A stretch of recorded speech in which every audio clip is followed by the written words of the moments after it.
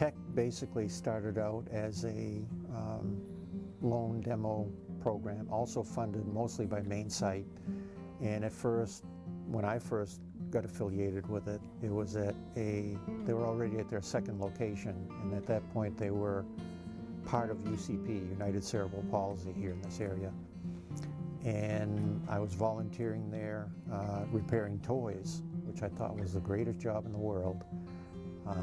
Knowing that, you know, the stuff that got loaned out and came back, it was a lot of switch-adapted toys like we have here on the shelf. And I enjoyed doing that. It gradually moved into, in the early, mid-2000s, probably around 2005 or so, I started doing a lot more work with Tech as far as doing workshops on adapting toys, and got more involved with it. We'd go off-site and do what they call the dog and pony show, and I don't know which part I was, but anyway, it doesn't matter. I still enjoyed doing that also. What I enjoyed mostly was meeting people, because in my previous life as an electrician, it was something that I tried to avoid. I avoided doctors for 52 years, and I avoided people whenever I could. I preferred working with things.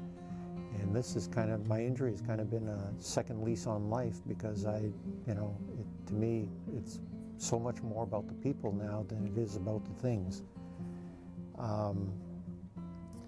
And in the mid-2000s, Tech was still doing the loan demo program. They had become affiliated at that point with Hudson University and had moved to another location. And a couple of years later, they started the AT reuse program, which they called Tech Assist, which is where I worked. I ended up there because that's what I enjoyed doing, again, is working with things, but also being able to find a place where or actually being able to provide a place where people could turn in equipment that still had a lot of useful life to it, and we put it to the best possible use that it can be. You know, it may not be a very flashy power wheelchair anymore. It's just going to be a run-of-the-mill looking wheelchair because it has a little bit of rust or the paint's chipped or whatever, but that chair still has an awful lot of life to it. And so I've been very involved with that, both as a volunteer and then as a part-time worker, and back to being a volunteer here at this new location, again, at the Airport Mall.